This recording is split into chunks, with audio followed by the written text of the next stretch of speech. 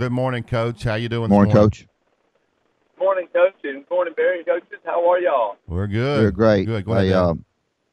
I wanted to ask you about a couple of things. One is I felt like and I watched the Golf Channel as well. The media didn't give you or the University of Alabama enough credit because certainly that needed to be mentioned. It wasn't mentioned as much because I think having somebody do what he has done has certainly helped your recruiting. Oh, absolutely.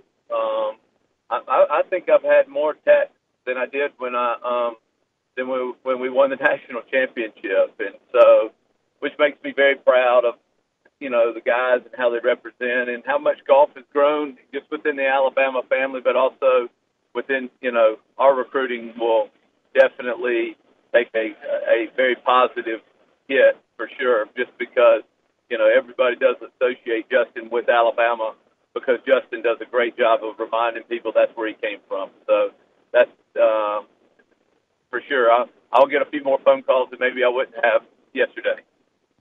Before Barry gets to asking you, I wanted to say that although we think about him, how fast he is from the ground up with his swing, for me, just trying to watch him, I think, and because of Jordan Spieth, I think he's a terrific putter. Would you comment on that?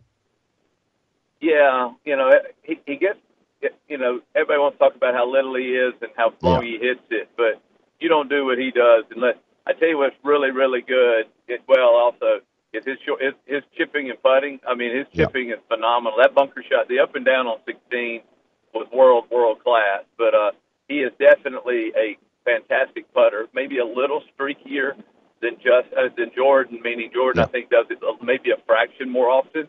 But when Justin's putter's on, it goes in just as good. I mean, it goes in like nobody else on tour for sure.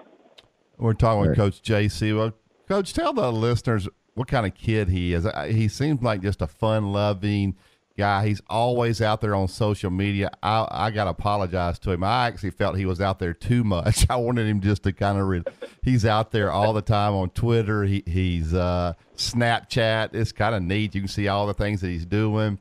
But he seems like a guy that just kind of enjoys life and doesn't take himself too serious. Shows how dumb I am. This guy goes and wins the PGA, and I'm telling him to get more serious. But just tell us about what kind of kid he is. No, you're exactly right. He's a great practical joker. He's sarcastic in a good way. I think, like you say, he's not he's exactly what you say. He's very good natured. He's light, and I think I'm a little bit like you. I probably said, man, he might want to reel this in a little bit because he's such a high quality, high end athlete with so much going on. But I think he's the new millennium. But I think he's energized by that. I think he enjoys the back and forth that goes with all those things that I don't have. But he was a great teammate. And I told I guess the Golf Channel this morning, I just told him, I said, I think that was his greatest attribute when he was at Alabama. When your best players are the best teammates, that's when you have great teams. And he was a great teammate.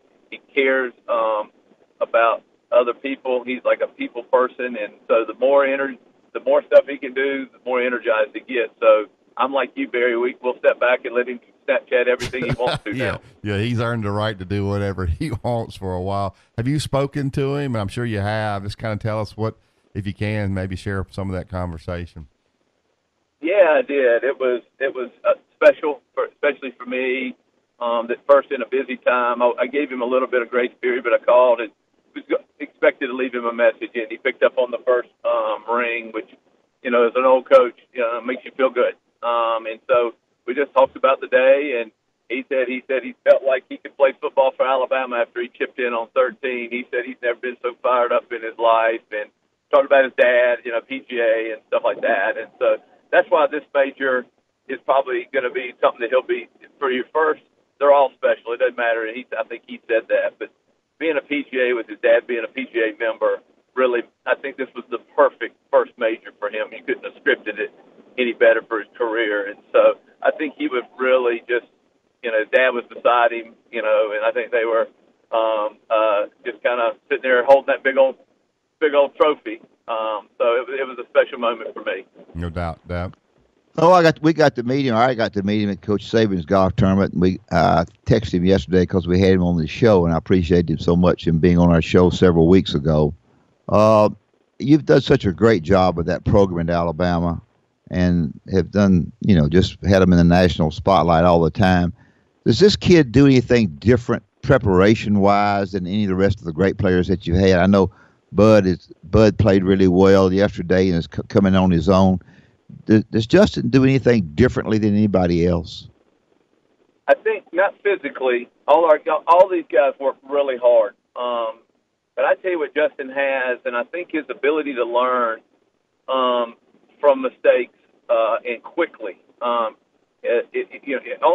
Only one guy gets the trophy in golf every week. Yeah. So the rest of the field goes home with a reason why they didn't win. Did they hit it bad, or did they putt good, or did they make a poor decision, or whatever it may be? And Justin learns.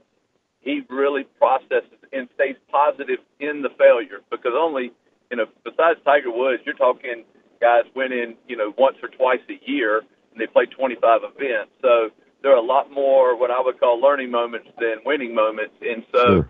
To stay positive in those is very difficult, and Justin does, because he wants to be so successful. He won't allow himself to get negative in the learning process. And I think he won this week because he learned from the U.S. Open. Playing in that last group, he learned. He didn't handle it well. So I guarantee you he has processed why he didn't handle that well, and he looked like, he was the best player yesterday at handling all the pressure. And so that's what makes Justin maybe a little bit more special than anybody I've coached. No doubt. We're talking with Coach Jay Seawell. Coach, what is the rule? He had that ball laying right there on the lip of the cup, and he kind of waited. And, man, that's got to be a great feeling just to watch that thing fall right in. And I was actually – I didn't see that particular – I was on the radio, and they said, well, there's going to be a ruling on that, whether it's good or not. How long do you have to wait to see if that ball's going to actually go in the cup? Well, you get a reactionary time, so that's the part that they have to give you a grace on. So he has time. By the time he's supposed to get to the hole, which is kind of a subjective time, he has 10 seconds. So he played it off and was mad, but it did fall within 10 seconds. But he has, when it's his turn or when he gets to go up there to technically do whatever he's going to do, tap it in or mark it or whatever, you have 10 seconds. So they let you get a little emotional, and then it's 10 seconds from there. And so, which I think is good. That ball was just sitting there wanting to fall. I know everybody who was an Alabama fan was blowing on their television at that moment, but it was actually great TV also. Yeah, well. The thing about that is that Titleist will wear that out. You recall the ball that fell in on 16 with Tiger at Augusta. They've used that 1,000 times. Now this didn't have. It had the marking. He had his marking on it, but it didn't have the word Titleist, which they'll put on there. They will wear this one out, Coach. It will be one of Titleist's biggest endorsements forever. Exactly, absolutely. It won't hurt, and it's going to help Justin's endorsement package a lot more too. That'd be you're exactly right, Coach. All right, enough about Justin. Let's talk about this team a minute. Tell us about this year's team, and do you have another Justin Thomas maybe in this group eventually? Well, I'm really excited. The guys start reporting Friday, so I'm excited about that. We return everybody who played last year in the NCAA, and a team that really kind of came together. And so I think the framework of a team has been established through the hard work of the spring, and the guys really battled. Plus, we bring in a great recruiting class. People call it the number one. I'll let somebody else call it that. We bring in some great players, and Davis Shore from Knoxville, Tennessee, and Wilson Furr from Jackson, Mississippi, and then Ben Fuller from Birmingham, Alabama. And these three guys are they're gonna battle the five guys that return. And so we got a chance to be really, really good. And to answer your question, we do. We have a lot of talent. And as you guys know, when people in front of you accomplish something, it's unbelievable how that becomes a magnet. Justin winning is going to elevate everybody on this team because they believe they can. And so it's just, Mr. Page's trophy, U.S. Open trophy is in our practice facility. Justin's now we're going to have some type type of PGA trophy. Our guys are going to see that, and I'm excited to watch them play. And I think we're as good as anybody. And I look forward to the practices are going to be the fun, because when you got competition in practice, that's when you know you're going to be good. So look forward to the first practice in a couple of weeks. Yeah, awesome stuff. That anything else before we let Coach go? No, I thank you for being on, Coach. Congratulations again. Yeah, Coach. Well, thank y'all for having me and everything y'all promote in the golf. And roll tide.